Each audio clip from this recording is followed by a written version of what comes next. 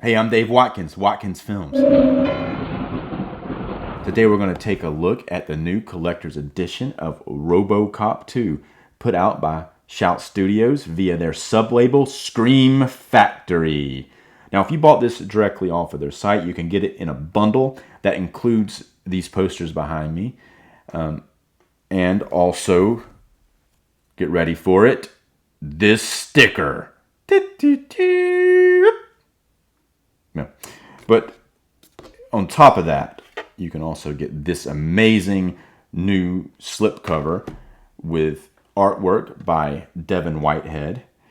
You can follow him on Instagram at Devon Draws, and you can see all of his other amazing movie posters. So Scream Factory previously put out a version of Robocop 2 on Blu-ray, a collector's edition too. Now, this is not it. This is Robocop 3. I don't have a copy of Robocop 2, the collector's edition Blu-ray, but let's just pretend that this is it. It looks very similar. The same artist did the artwork.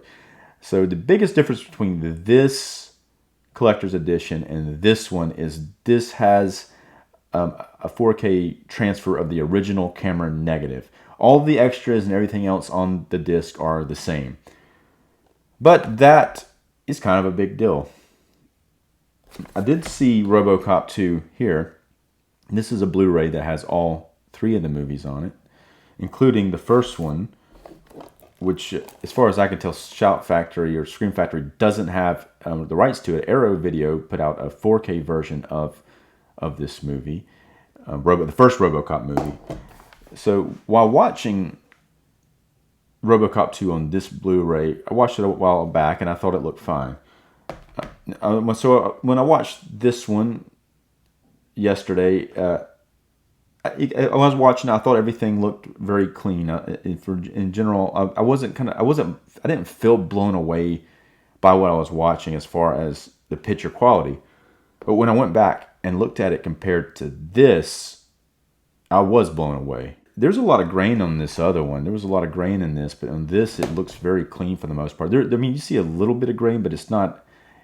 The picture quality on the other one was struggling. Here, it's very clean. There's a lot of sharpness. I did see some shots on the other one where, especially in their faces, it does seem to be a little soft focus. Here, it looks very clean for the most part. The colors are a lot deeper. The blacks are darker.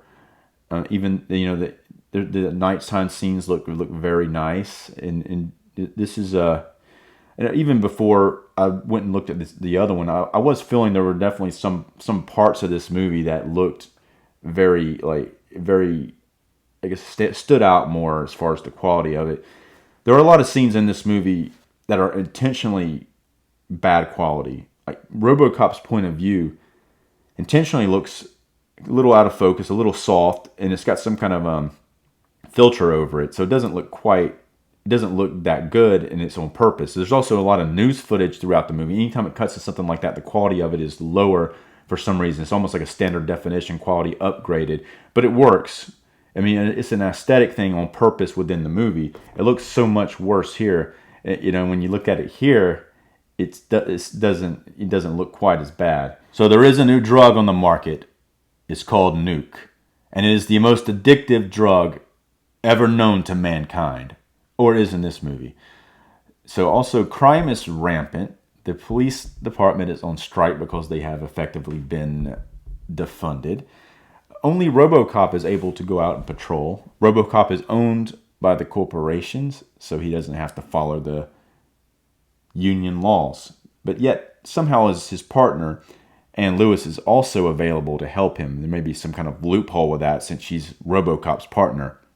But I'm glad that the script allows that, because it means we get to see more of Nancy Allen in this character, and I think she does a fantastic job.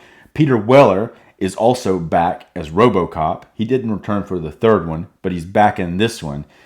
And unfortunately, and it's kind of cool, but it's also a little unfortunate. His lines are very sparse. He doesn't have a lot of dialogue, and when he does say stuff, it's something like, today isn't a school day, or like, you're a rotten cop, or his partner says, "Good eyes, Murphy," and he's like, "As good as money can buy," that sort of stuff. But his at the end of the first RoboCop movie, it was leaning towards more of a character thing for RoboCop. His name was Alex Murphy before he died, and so at the end of the first movie, he kind of regains his identity or his personality, and he tells the old man CEO of the corporation that his name was Murphy. And in this movie, Nancy Allen's character is still calling him Murphy, but they don't go very far with that. As a matter of fact, the writers and the producers seem to go to great lengths to change that. Maybe they thought that concept was pigeonholing the writing, or it didn't work with the story that they were trying to tell. But it is a little frustrating if you think about it too much. Like the first movie, it does have a lot of returning characters, and it does have the same type of satire, and it also has graphic violence and a lot of profanity. It's rated R. The third one, they went for a PG-13 rating, and they kind of changed everything when they went to that one. But this one is very close in tone to the first one. It's not as good as the first one, but it is a proper sequel to it, unlike the third one. Now, the third one I don't necessarily hate. I just think that that they toned it down on purpose to get a wider audience, because now younger kids, or preteens, or even like maybe 10 or 11-year-olds can watch it without anything too bad in it. So the increased crime and the drug use and all the drama with the cops is all a scheme by the evil corporation OCP to foreclose on the city, and so that they can buy it themselves and then put into place their radical urban redevelopment plan, which is kick everybody out and I guess make a more of a utopian type of city where only type of rich people can live. Their slogan, "Make Made in America," means something again. And they don't want the real cops to be there. They don't want human cops. They want more Robocops. But they're having trouble controlling this Robocop, and they also can't find another person who is compatible with the technology. Every other cop that they've tried to turn into a Robocop ends up dying or committing suicide or just not working out. So one of the scientists has an idea to find somebody who may be more compatible and not die when they put them inside the Robocop technology. Maybe they should find like a sociopath or psychopath killer, and which in that situation the person might be compatible to live it, but can they control it? And that's the question nobody even bothers to ask. And I guess you know what the answer is going to be. The mastermind behind this nuke drug, after he ends up they capture him and he gets critically injured, but then they shut him off of life support, and then they steal his brain and then they put it inside of this new Robocop.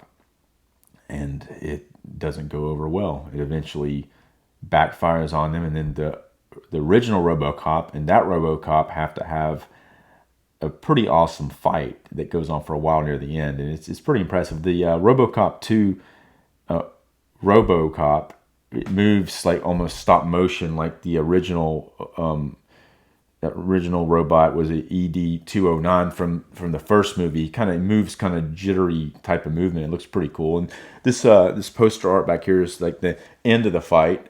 Get ready for the spoiler, because he takes the brain out of the Robocop and then he smashes it on the ground. Now the Kane character that they use his brain for Robocop 2, he is played by Tom Noonan, and he has a pretty cool performance. Unfortunately, once it gets into the part where he becomes a robot, they don't use his face like they do with the original Robocop. They put his brain in there, so his kind of performance ends once the character dies about 3/4 of the way through. It would have been cool to see him more. But this Robocop 2 looks cool, though, and it moves very cool. But it would have been nice to see Tom Noonan been able to do more. There is also a secondary villain in this movie that is a kid. He is like a 13-year-old kid. And maybe it doesn't bother me that much. I think when I first saw this movie, I was around the same age. And so I kind of connected with that. Not that I wanted to be a criminal kid, but I kind of bought it a little bit. But this kid is psychotic, and he tries to kill Robocop's partner. He puts a string around her neck and tries to choke her for a little while at one point in the movie. He doesn't seem to have any kind of conscience, except for there's one scene where they're killing a cop in front of him, and they tell him not to look away, and he kind of has to look away. So you kind of see maybe he is forming some kind of a conscience. But he is a drug dealer, and he's a little shit generally. And the character may annoy some people. It definitely, in most of the reviews I've seen of the movie, they point that out as a big flaw in the movie. The mayor, played by Willard Poe, is hilarious. That character is he's a foul-mouthed mayor, and he's just kind of reminds me a little bit of Chris Tucker, but he's just got a lot of energy and this manic energy, and he kind of gets he's kind of in a bad spot between this corporation. He doesn't like what they're doing. He doesn't like it that they're trying to buy out the city. And he ends up accidentally in the drug dealers tell him that they're going to fund this city, and he ends up in this meeting with these drug dealers by mistake, and that's when the Robocop 2 shows up, killing everybody, and he almost gets killed there. Dan O'Harlehy returns here as the old man from the first movie, and he's really awesome. He's similar to the character he plays in Halloween 3, and he's also in Twin Peaks, plays Andrew. So that's it. Let me know your opinion. Like this video. Let me know what you think about Robocop 2 and its 4K transfer, or just one or the other. And also subscribe.